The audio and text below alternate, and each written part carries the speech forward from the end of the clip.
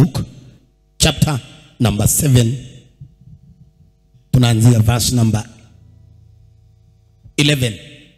Now it happened the day after that he went into a city called Nain, and many of his disciples went with him in a large crowd. Near the gate of the city, behold, the dead man was being carried out, the only son of his mother, and she was a widow, and a large crowd from the city was with her. When the Lord saw her, he had compassion on her and said unto her, do not weep. Then he came and touched the open coffin, and those who carried him stood still. And he said, young man, I say to you, arise. So he who was dead sat up and began to speak, and presented him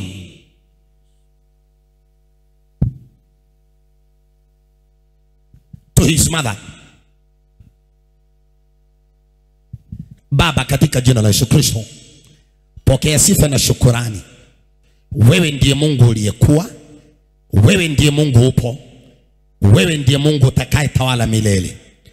Mbariki anayetupata, akiwa karibu, akiwa mbali, akiwa nje ya nchi, akiwa popote, hospitali, gerezani, hotelini, barabarani, kazini, mahali fulani ya kisubiri mambo fulani. We give you praise, for the blood of Jesus Christ has already conquered for each one of us. We love you, Lord, and we exalt you. In Jesus' precious name we pray. Amen.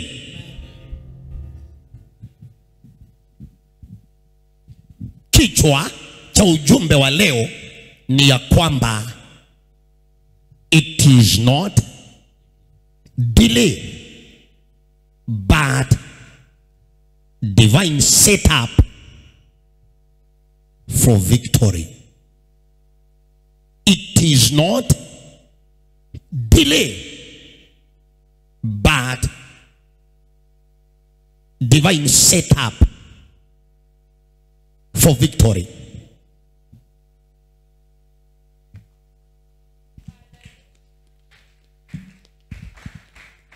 Mambo mengine maishani unaweza ukaona yanajivuta, kujivuruta, ni kama kuna delay, lakini ndani ya hiyo delay ndiyo kuna miracle ya mtu.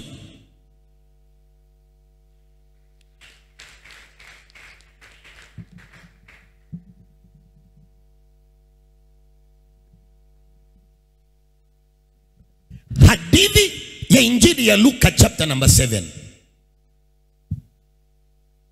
Watu wanaenda kuzika, wanatoka mjini.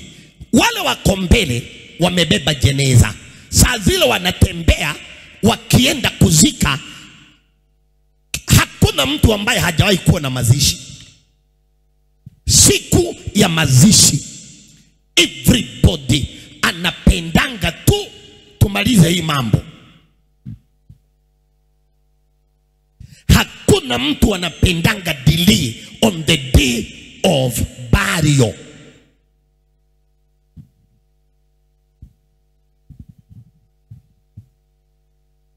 Na ndio maana kwingine hata ukijaribu kudelay program ya burial, utaona ukitumiwa mtu na kuambiwa uketi chini.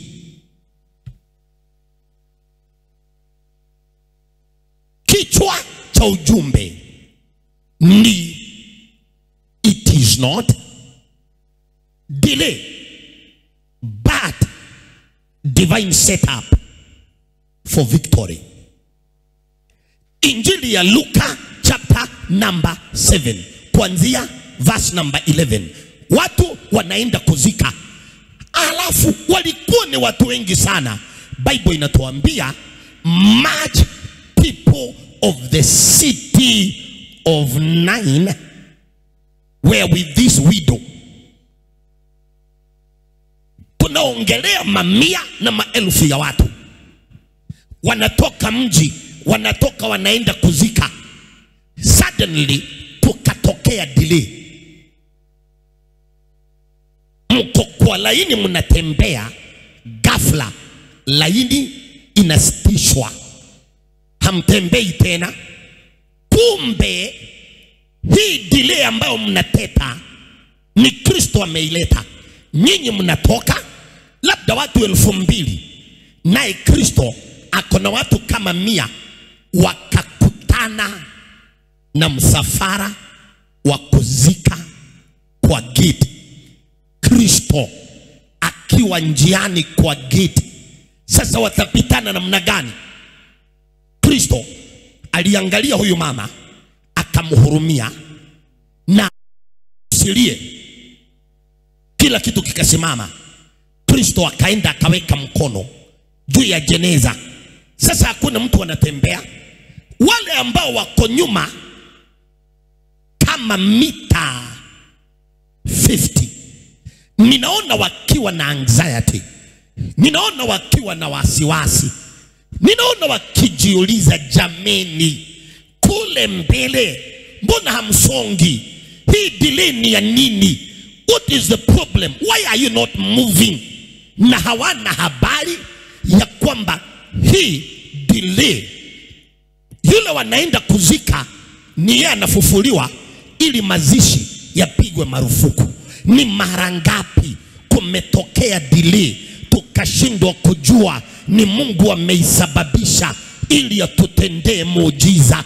My brother and my sister, kuna mtu under the sound of my voice, ile delay unapitia ni Mungu ako ndani ya hiyo delay. Hakuna shetani ndani ya hiyo delay. Kuna watu wanataka kuolewa haraka haraka, lakini wanaona kuna some delay, na Mungu ako ndani ya hiyo delay. Kwani hujaona watu fulani ambao walikimbia wakaenda kuolewa, na siku hizo wanakuambia afadhali wewe ulienda pole pole. Tunarudi kwenye kichwa cha mahubiri ya leo ya kwamba it is not delay but divine setup for victory. Injili ya Luka chapter number 7 kuanzia verse number 11. Watu wanaenda kuzika, mamia ya watu wanamsindikisha mama mjane. Wakiwa huku nyuma wakaona laini haisongi tena. Ninaona wakiteta, ninaona wakiuliza why is this delay for?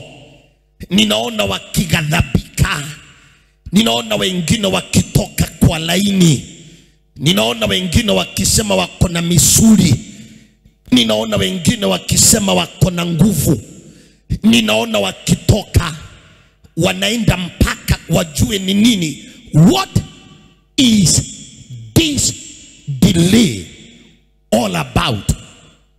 Wengine wanarusha maneno. Ingelikuwa ni Kenya, oya,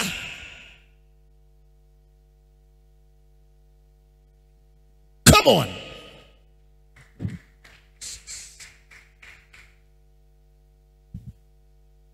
ni nini mbaya? Mbona hamsongi? Wale ambao wako na jeneza, kama ni mtu unamjua jina, unaanza kumuita na jina. Hii delay ni ya nini jameni? Why are you delaying us? Tunaenda kuzika na hamsongi tena. Laini ilikuwa ni ndefu sana, ni kama football stadium ngapi? Labda 5, because the Bible says much of the people of the city were with her. Rudi nyuma verse number 13 au 12, tuone hiyo nyuma tena. Verse number 12, tunataka kuona much of the people, and a large crowd from the city was with her. Hiyo ni moja. Kwenye hiyo hadithi kuna mahali inasema wengi wa watu wa mji walikuwa pamoja na huyu mama. Kumaanisha mji kama ni mji wa watu 5,000, 3,000 au 4,000 walikuwa na huyu mama. Walianza mahali walikutania ndani ya city, and a large crowd from the city was with her. Huko ndani ya mji kuna mahali walikutaniana, labda kwa mochari, kwa parking. Wakaanza msafara, wale wako mbele wakitangulizwa na mama na relatives, wale ambao watakuja nyuma wakuje nyuma. Wakaanza kufika kwa gate. Safari ikawa haiendi tena. Wale ambao wako nyuma kabisa hawana habari ni nini kimefanya watu wasitembee tena. Mbona tumesimama? Mbona hatuendi tena? Mbona mnachokesha wenye kubeba jeneza? Mbona hamwendi? Twende haraka. Why are you delaying us? Ambieni wale wako mbele waharakishe, na hawana habari. Hii delay mnateta. Hii delay, it is for your good. Kuna mtu under the sound of my voice, what you are calling delay, it is for your good, says the Lord. It is for your good. It is for your good. It is for your good. There is a kind of delay that you are seeing in your situation, but this is not a demonic delay. It is a divine delay.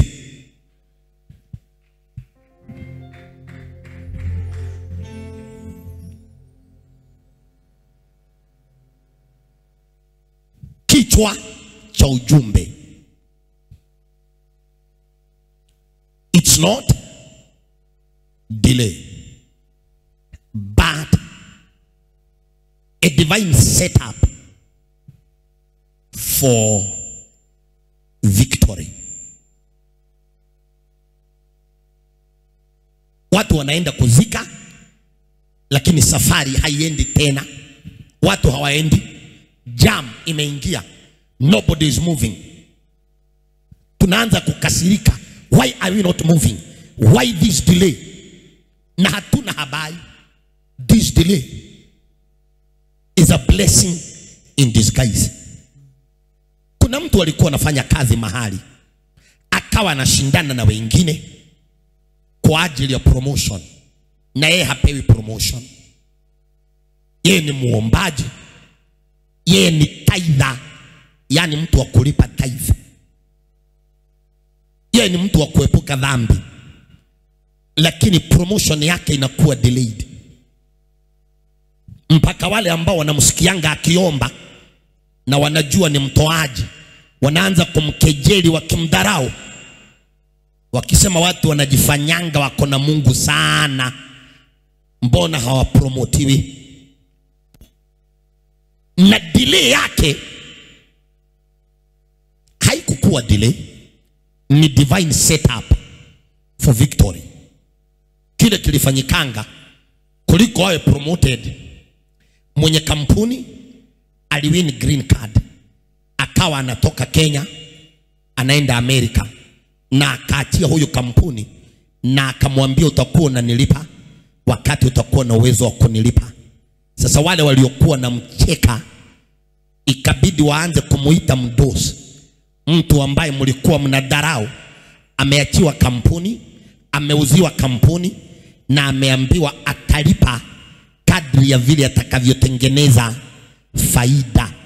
Waliokuwa wamemcheka walikuwa najisikia afadhali nchi ifunguke waweze kujificha, kwa maana yule tuliyedhania amekuwa delayed, kumbe yeye sio promotion atapata, ni kampuni yote anaishia nayo.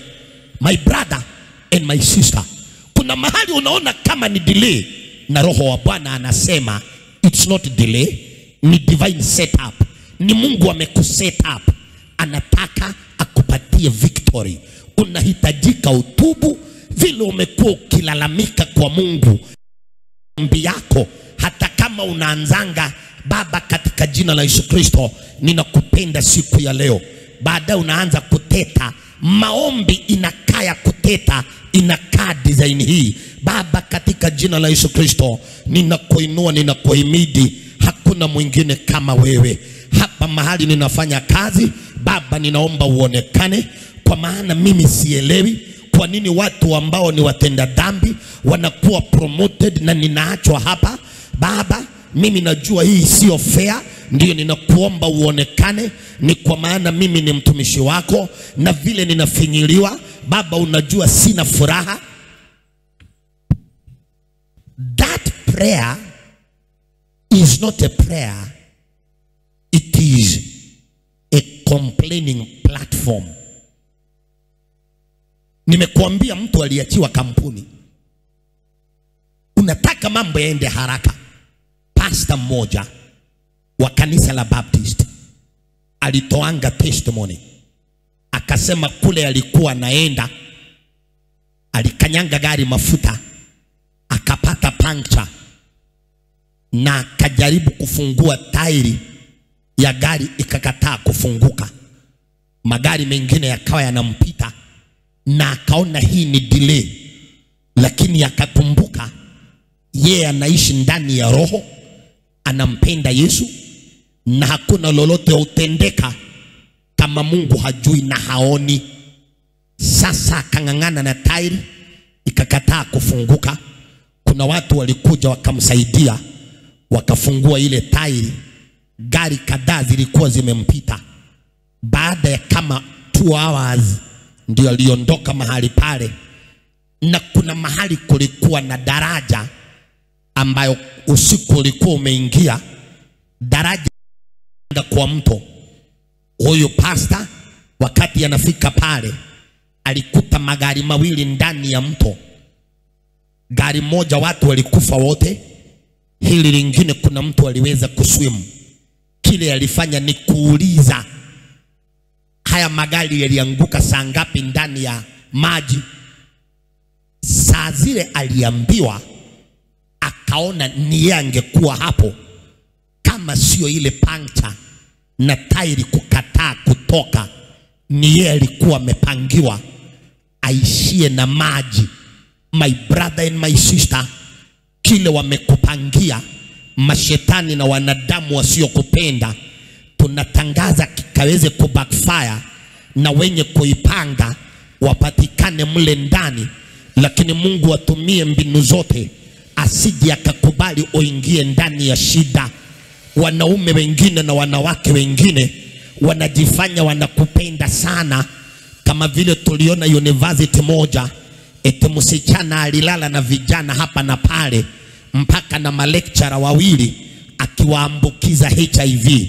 Na baada ya kujua ameambukiza watu wengi, akaweka majina, akayahang kwa notice board ya university. Watu 16 ndani ya hiyo university ambao wamelala na wao, akisema waende wakapimwe HIV.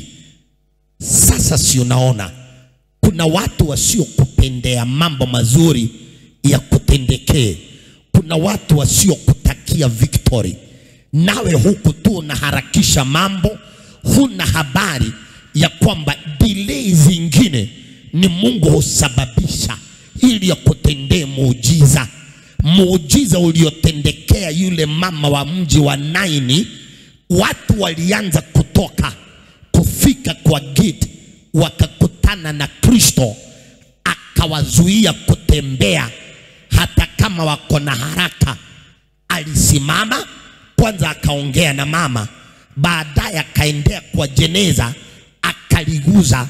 Na Bible inasema wenye kulibeba wakaacha kutembea. Oh my God, thank you Jesus. Father, I give you glory. Let verse number 13 na verse number 14. When the Lord saw her, he had compassion on her and said to her, do not weep. 14. Then he came and touched the open coffin, and those who carried him stood still. Waliokuwa na mbeba na jeneza wakasimama. Walikuwa wanatembea, Kristo akawazuia waache kutembea, akasababisha kitu kinafanana na delay, mpaka wenye kubeba jeneza naona wakimwangalia Yesu vibaya. Sasa huyu anatuchelewesha kwa nini? My brother and my sister, ni kitu gani Mungu anakuchelewesha? Si mimi nilisikianga mwanaume fulani mke wake alichelewa kuzaa, akamfukuza miaka 4 tu ya kutozaa, na akaenda akaoa mwingine na akazaa in less than 1 year, lakini alizaa mtoto ambaye mikono haiwezi fanya kazi na miguu haiwezi fanya kazi, na mwanaume akapigwa na butoa ya kwamba tumekaa 4 years na my wife hakuna mtoto, nimemfukuza nikampiga nikapata mwingine akaconceive na tukazaa haraka, lakini huyu tumezaa mikono yake haitawahi fanya kazi na miguu haitawahi tembea.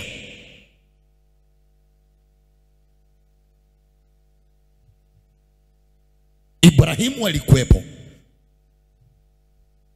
akaona delay, akalala na mfanyikazi chini ya advice ya mke wake, wakazaa Ishmaeli. Huyo Ishmaeli alileta shida kwa hiyo familia mpaka wa leo. Watoto wa Isaac na watoto wa Ishmaeli ndio wanapigana Gaza.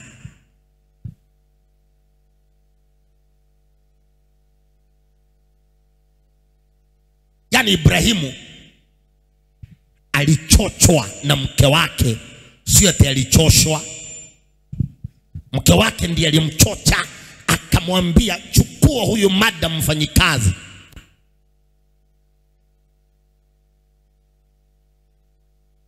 Akaconceive mara moja. Kwanza akaanza kudharau Sara. Sara akamistreat yeye mpaka akatoroka. Akiwa anatoroka na ni mjamzito, akaulizwa na malaika, mbona unatoroka? Akasema ni Sara ananifinyilia, atanimaliza, ataniangamiza. Akaambiwa go back and submit. Sara aliona amerudi, kashindwa. Na unaona shida ni nini? Shida ni kutojua ya kwamba it is not delay but divine setup for victory. Watu wanataka kutajirika haraka, wanatuacha tukitembea kwa mwendo wa kombe.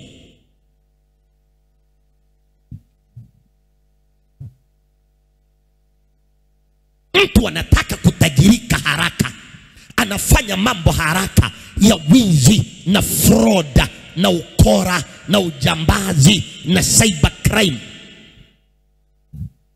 Yeye sio mtu kukaa mahali pamoja wana. Hata kanisani hawezi kuja. Akae masaa, akae 2 hours, 3 hours. Yeye anaongeanga mambo ya deal kuiva. Kama hutaki kukaa kanisani 3 hours, basi utakaa mahakamani 4 hours. Unakaa asubuhi ukisubiri kesi yako ikama up. Saa zikiwa zimeenda, judge anasema ni afternoon, na unakalia form zile ulikataa kukalia kanisani. Na afadhali kanisani, hata kama form zinaumiza, kuna music ya kukufariji, lakini mahakamani hakuna music.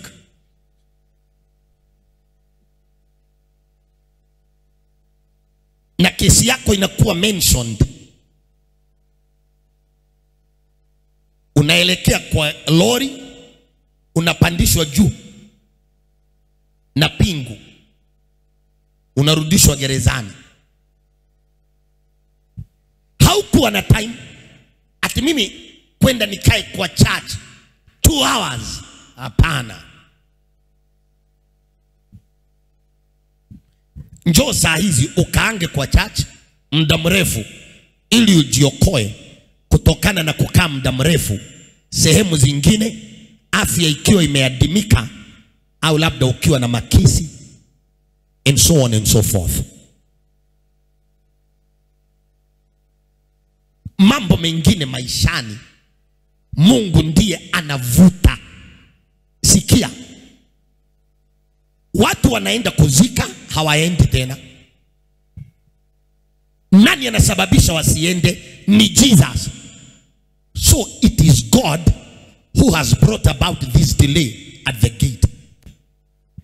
Waliokuwa nyuma, labda mtu wa 500, ukihesabu watu 1 2 3 4 5 6 7 8 9 10, maana walikuwa natembea na foleni ili watoshee wapi? Kwa gate. Sasa mtu wa 500 kule nyuma, au mtu wa 600, unaweza ukaimagine ile wasiwasi na kuteta na kuongea vibaya ya kwamba hii delay sasa ni ya nini?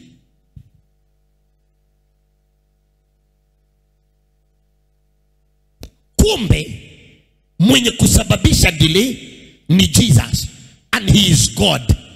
So tukisema divine delay, it is correct. Na ndio Mungu akanipa kichwa cha ujumbe wa leo. It's not delay but divine setup for victory.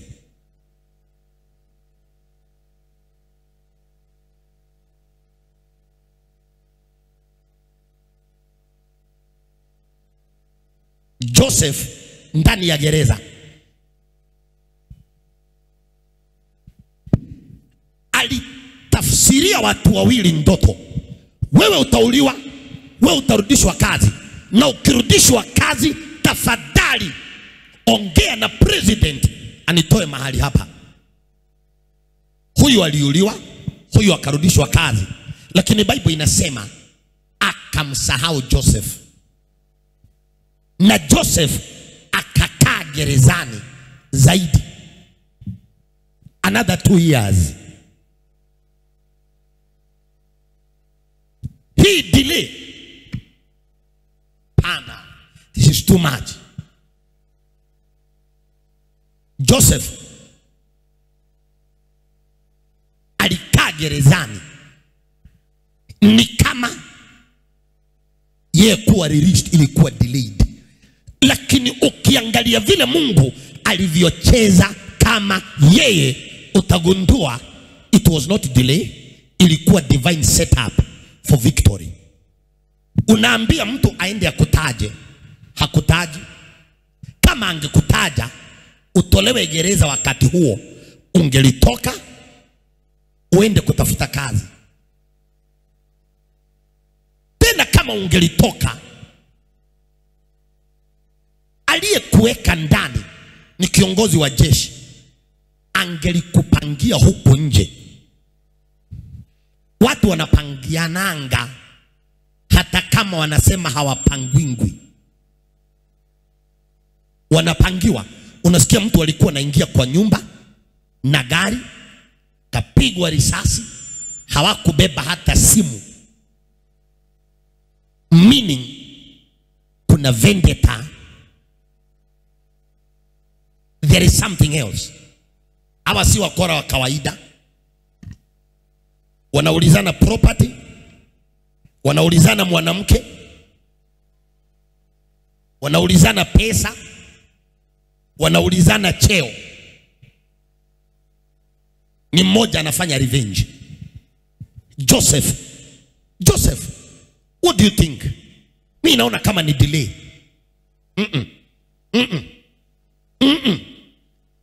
Hapana. La hasha, hii sio delay. God is in control. How? Baada ya miaka miwili president aliota ndoto, watu wote wakashindwa kuitafsiri. Yule jamaa aliyemsahau Joseph,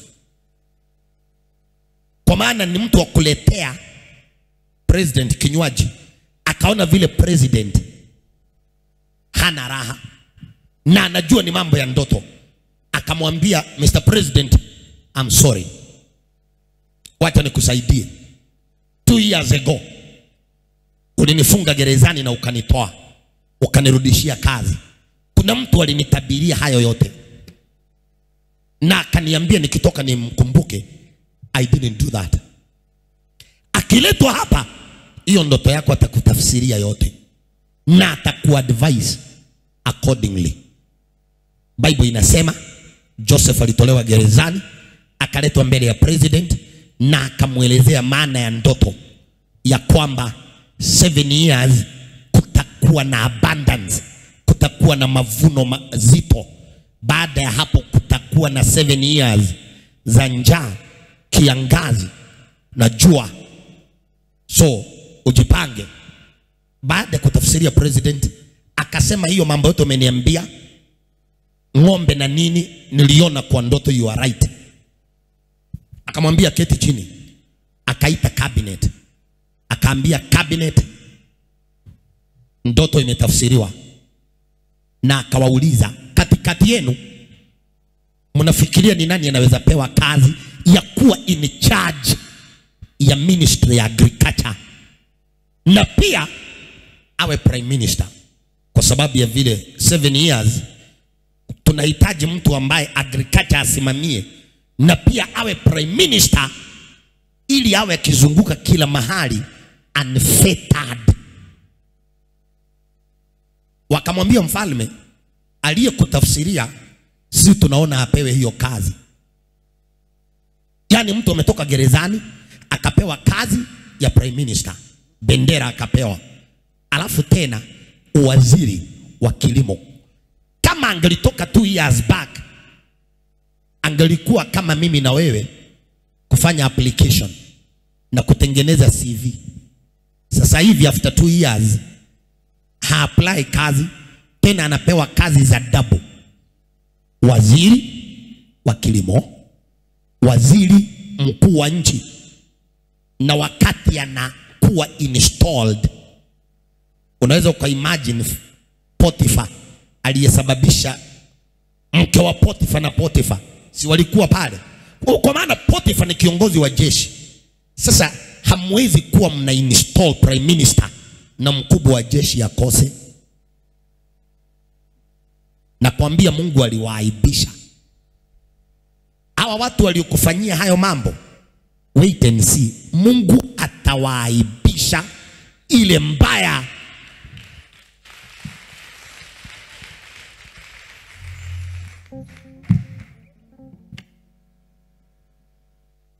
So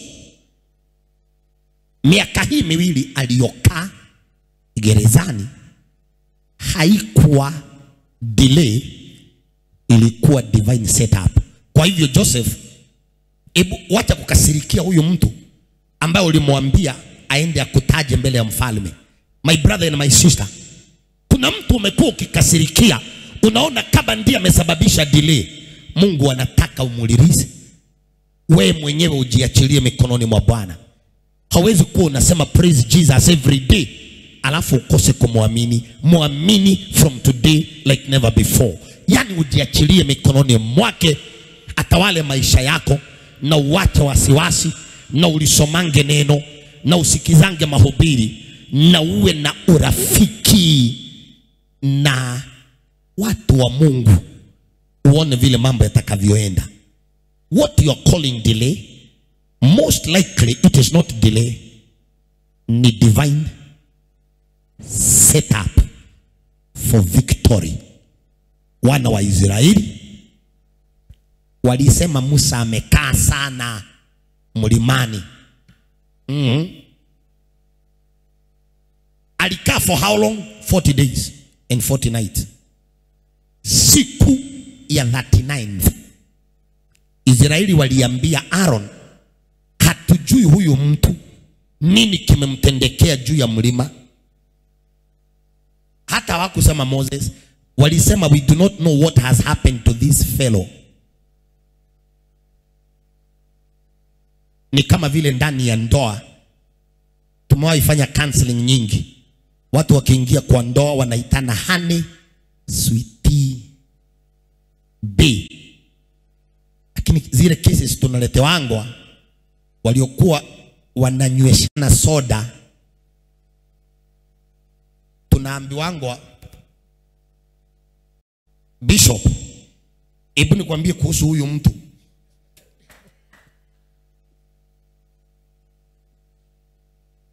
Huyu mtu kama umefika kiwango cha kuitwa huyu mtu, hiyo ndoa inahitaji deliverance.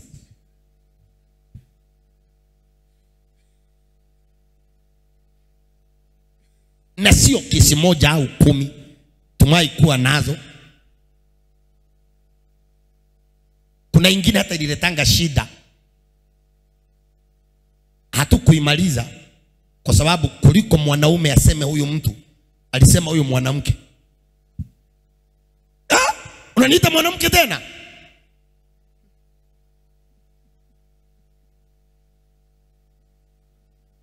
Hatujai kuwa na kesi ukasikia mama akisema huyu mwanaume ni huyu mtu. Lakini kuna kesi moja huyu mwanamke, na kesi iliishia wapi?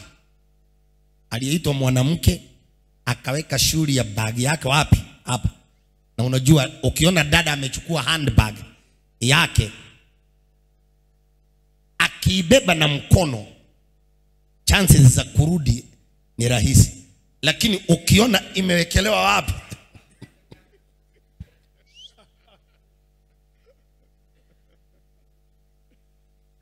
Narudia tena, ukiona mwanadada amebeba handbag na mkono hivi bila kuiwekelea kwa mabega, chances za kurudi ni rahisi.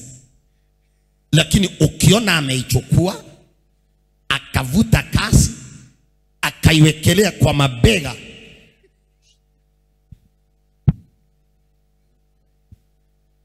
ujue neema inahitajika zaidi. So kuna moja ilifanyikanga baada ya mwanaume kuliko aseme my wife, alisema mimi nataka niongee ukweli. Huyu mwanamke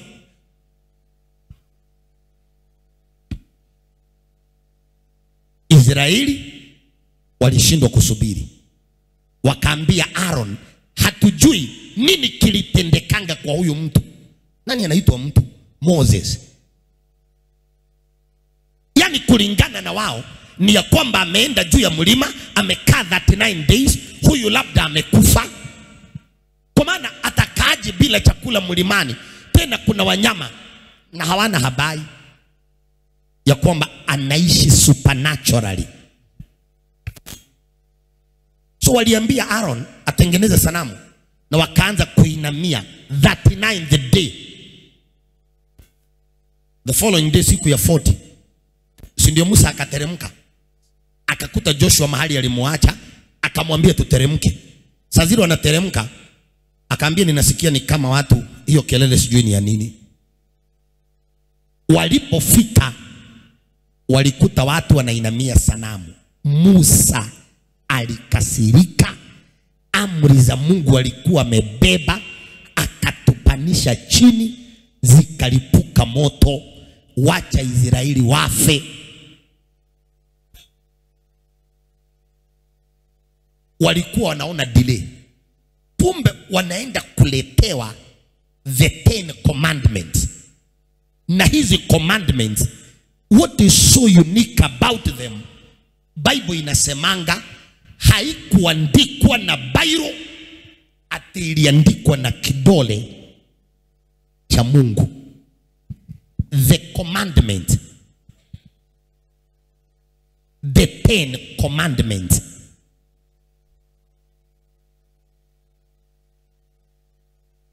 Decalogue.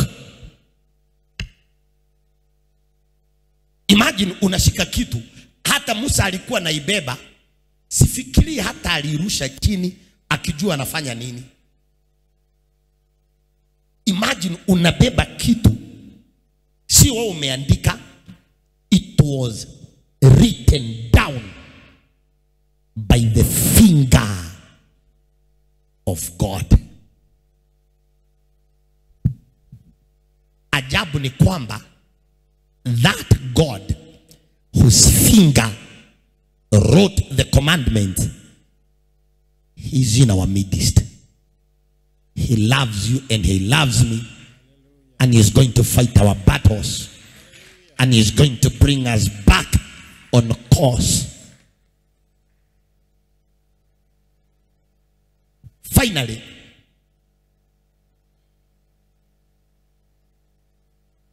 mambo ya delay.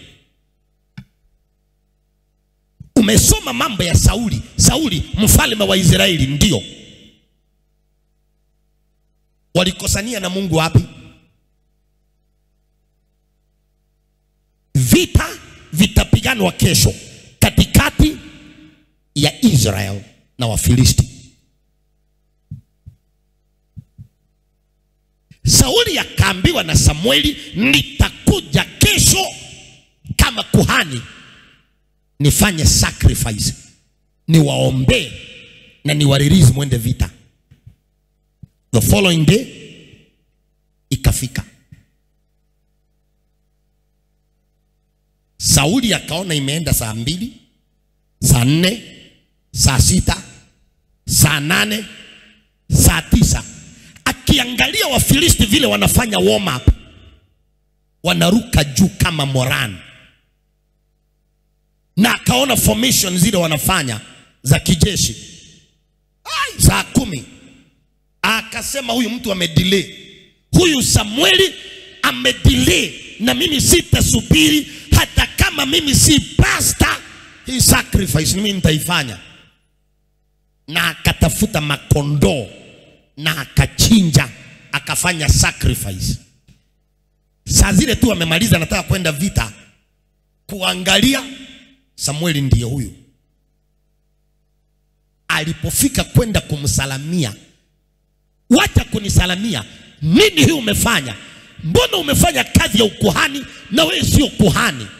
Akasema, niliona vile Wafilisti wanafanya mazoezi, wanafanya warm up, na nikaona umedelay.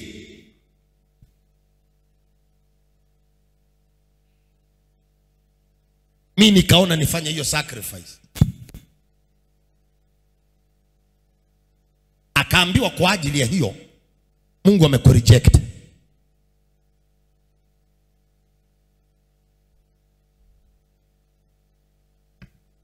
God has rejected you because you have rejected his counsel. Na aliongea mambo ya nini delay?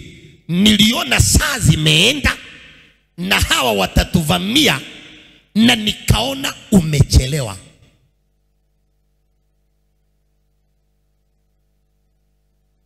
Kwa nini kwa Mungu hakuna kuchelewa? Ni kwa sababu yeye ndiye mwenye time. Sara akija kuconceive alikuwa amepita menopause kitambo. Mwanamke akipita menopause, hakuna damu ya mwezi, ni kumaanisha hawezi zaa. Lakini Sara bila menopause alizaa. Elizabeth mama yake John the Baptist bila menopause alizaa. Mama yake Samson, Mrs. Manoah, amepita menopause, alizaa. Mungu hahitaji menopause. Mungu anahitaji wewe tu muamini.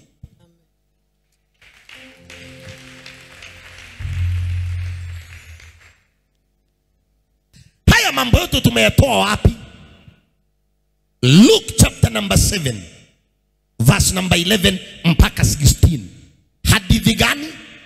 Ya mjane wa Naini. What happened? Watu wengi wanampatia support, wanatoka kwa mji, kwa maana walikuwa nazikanga nje ya mji. Kufika kwa gate, ikawa watu hawaendi tena, kukawa na delay, kukawa na jam hakuna kutembea. Wale ambao wako nyuma, mtu wa 300 huko nyuma hata hajui ni nini, ni kuteta tu. Ya kwamba sasa wale ambao mko mbele simuambie twende. Why are you delaying? Wengine wanajaribu kuangalia, wanasema hawa watu wamekwama kwa gate. Hii delay ni kwa gate. Kumbe what you are calling delay is a blessing in disguise. It is a setup for a miraculous resurrection from the dead of the young man. Kristo alienda akashika jeneza. Kwa nini? Waliokuwa nalo si walikuwa wanaenda? Yani Kristo ako hapa anaongea na mama akimwambia usilie. Wenye kubeba jeneza kuliko wasubiri mama, wanasonga mbele. Akaachana na mama akaenda kwa jeneza akashika. Don't move. Kumbe tunateta huko nyuma. You're taking too much time before muni promote. Kwani hamuonangi kazi yangu? Kuanzia leo hama hicho chama cha kuteta, ingia kwenye chama cha kumwabudu Bwana. God knows what he is doing.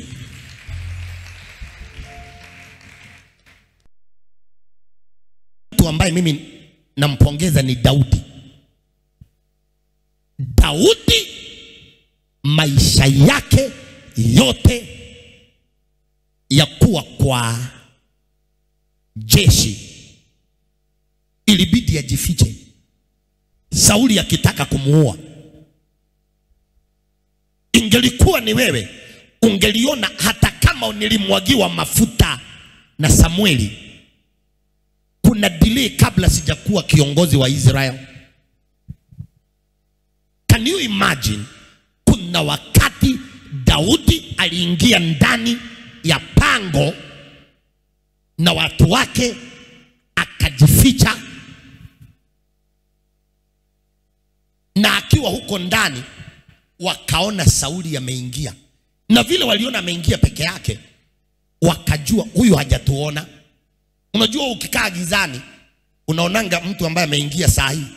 Sasa waliona Sauli ameingia, na ameingia kufanya nini? Kujisaidia. Mungu saidia watu wawe na choo, yani vyo, waache kujisaidianga anywhere.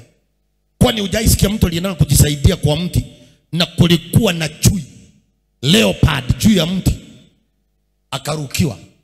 Ninakuombea Mungu usiwahi patikana na visanga wakati unajisaidia.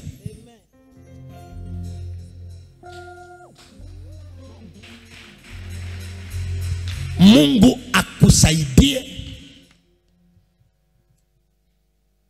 uwe na nyumba iko na choo. Sio ati mnatoka nje usiku mnakutana na mikora na wengine. Nikisema mambo ya flying toilet, Wakenya wanajua hiyo ni gani. Inaitwa flying toilet, na kwamba ni choo kina fly angani. Hiyo sitafafanua. Kama haujui, for more information utauliza jirani tukiuliza ibada. Is a flying toilet. Flying toilet sio ile inakuanga kwa ndege ikifly kule juu.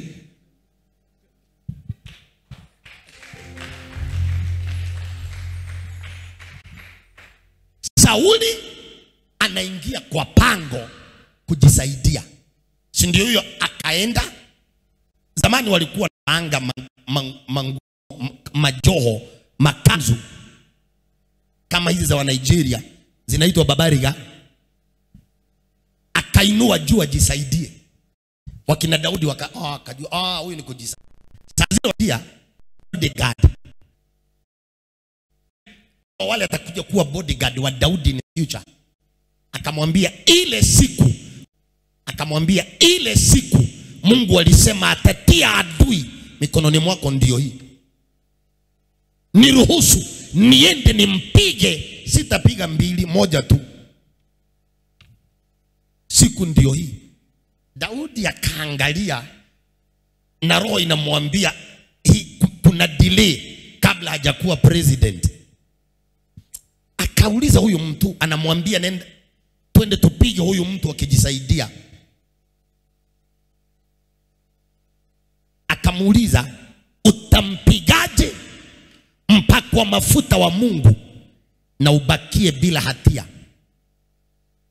Atiwachana na yeye, siku yake itafika tu. Lakini Daudi, ili isionekane kama ni hadithi za jaba, alitembea na kisu, akaenda kwa hii kanzu ambayo imetandazwa nyuma, mtu anajisaidia, akakata kisehemu, na Sauli hasikii. Sehemu ikakatwa vizuri, na akabaki na kitambaa, na akarudi nyuma, akarudi akaketi kule. Sauli akajisaidia, akamaliza. Sasa tujui hata kama alikuwa na toilet paper. Alipomaliza akasimama, akasema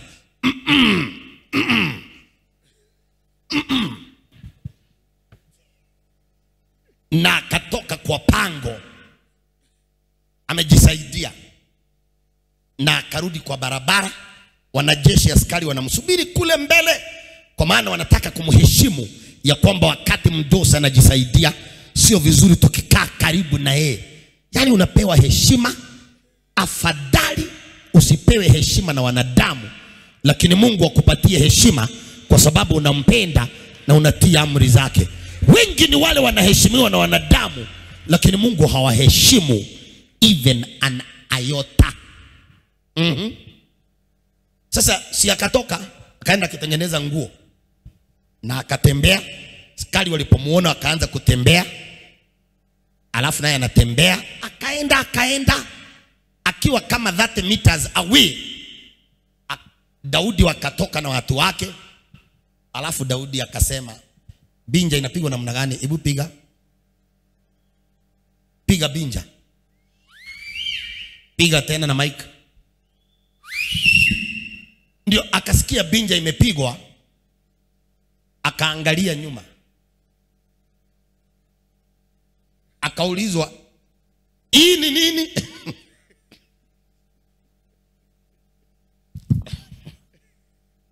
Akaanza kujiangalia nyuma. Wewe ni Daudi? You can't be serious. Nguo yangu umekatia wapi? Akamwambia, wakati umekuja ndani ya pango kujisaidia, nilikuwa pale ndani na ningekuua. Haya mambo unaambi wangu anataka kukuua, ujue ni uongo. Na kwa maana nili uongo, si kukuona, ndio nikakata nguo kama evidence ya kwamba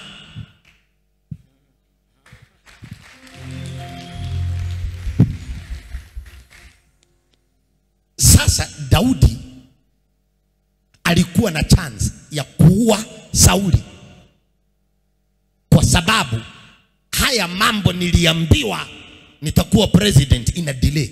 Hakumuua, kile alifanya ni kukata nguo. Ingelikuwa ni wewe upate nafasi ya kuangamiza mtu, ukalie kiti,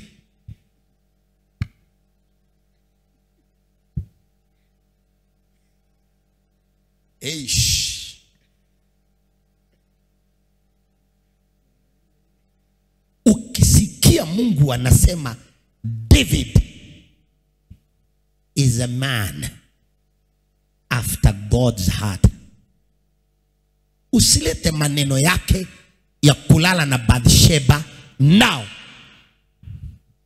Hata baada ya kulala na Bathsheba na kuua, huyu mtu aliingia fasting na kulia.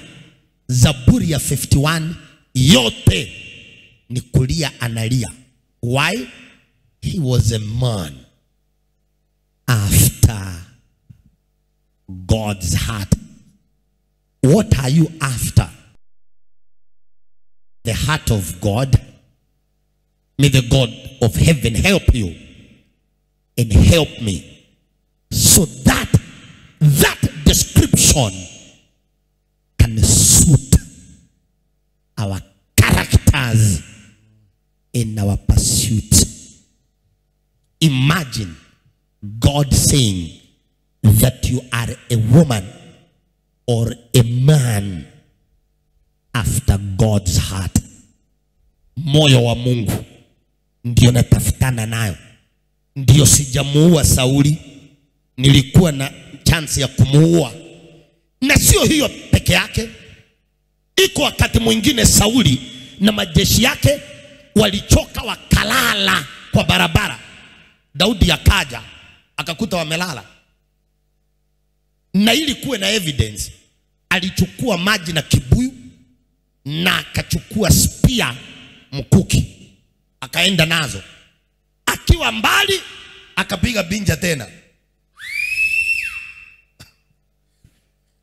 Kwa ajili ya hiyo binja pokea muujiza. Akapiga binja namna gani? Aje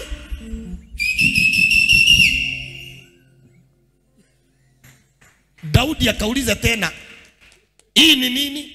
Kwanza this time hakuuliza hii ni nini. Aliambia Sauli waangalie kama gundulia la maji liko hapo na ule mkuki wake. Wakaanza kutafuta. Daudi akawaambia, wacheni kuhangaika kutafuta, ndio hii. Unaambi wangu nataka kukumaliza, mimi sina haja na wewe. Hapo ndio Sauli alimwambia ati anambariki na atakuja kuwa kiongozi.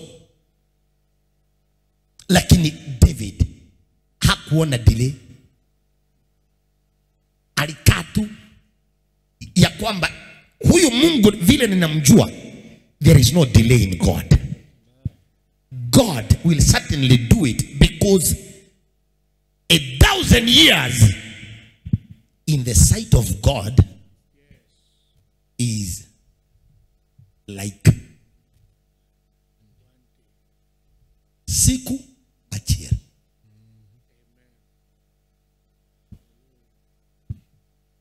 Yani kuna mtu umepata mahubiri ya leo, whatever you are calling delay, hakuna delay. Mungu anasema soma neno, omba, mtumikie, hizo mawasiwasi ziondoke, afanye kazi yake. Na imetokana na nini hii mambo yote? Hata scripture bado iko hapo. Ni Injili ya Luka chapter number 7.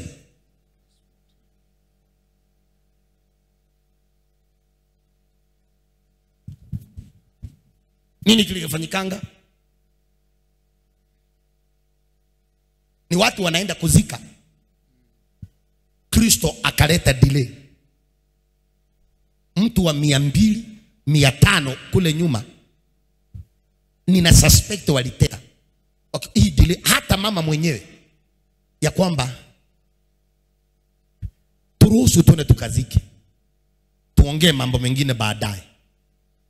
Hata wenye kubeba jeneza, wakati waliona Kristo anaongea na mama, si walianza kutembea kwa sababu hawataki delay. Kristo akaachana na mama akashika jeneza. Is it not written in the Bible? Then he came and touched the open coffin, and those who carried him stood still. Ukisikia aliguza coffin, waka stand still. Si aliona wanaenda. Wakati Kristo alianza kuongea na mama, walihitajika wa stand still. Si ndiye anaenda kuzika. Sasa ni kama wanamuacha ya kwamba hatutaki delay, si tuendelee tu tukibeba. Kristo aliachana na mama akaenda kwa jeneza, akashika, ndio aka stand still. Walikuwa naona ni delay na hawana habari kichwa cha ujumbe wa leo. That is what was happening. It's not delay, but divine setup for victory. Baba, katika jina la Yesu Kristo, ninakushukuru kwa sababu ya kila mtu ambaye ametupata siku ya leo, akiwa hapa, akiwa nje kule. Umenipatia ujumbe unaoitwa it's not delay, but divine setup for victory. Baba, tunataka kukutolea sadaka. Tumejiachilia mikononi mwako. Tumesarenda wasiwasi uliokuwa unatusababisha tuwe na ulcers kwa mambo ya ndoa na uponyaji na promotion na kusafiri kwenda diaspora. Yote tunaacha msalabani. We have chosen the path of waiting upon the Lord. Tumekuwa na wasiwasi tukisema siku zinaenda, miaka inaenda, majira yanaenda. But Lord, the way you have ministered to us today, our hearts are now settled.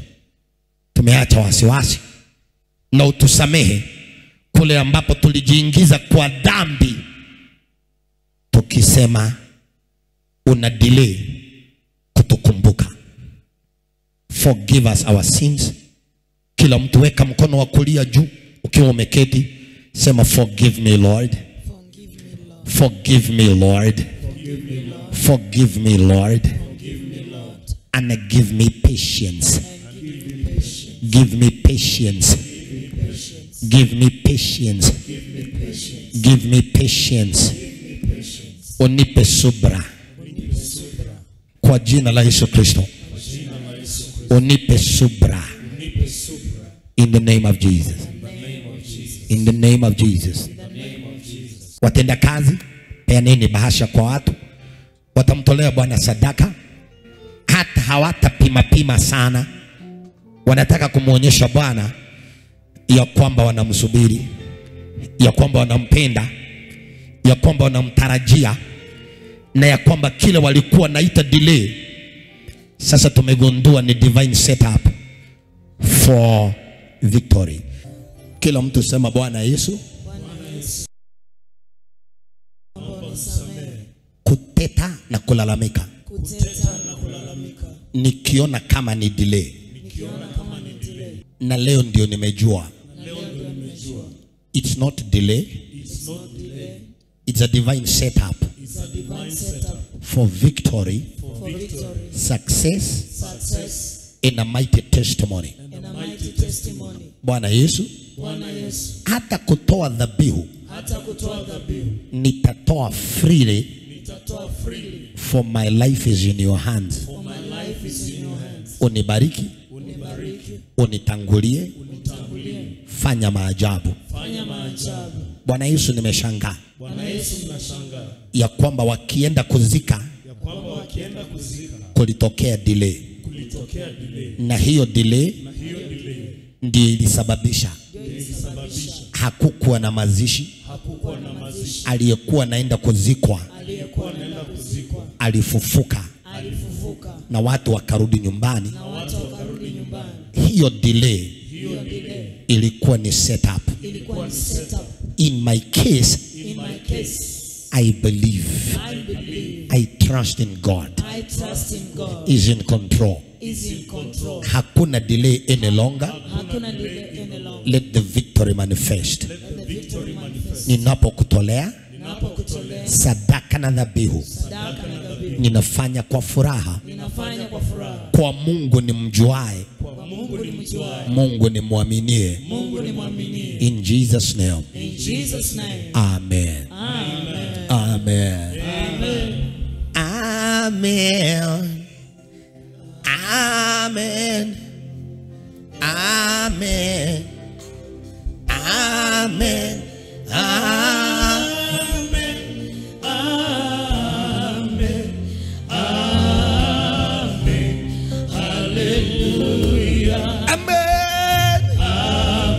Amen. Amen. Amen. Amen. Amen.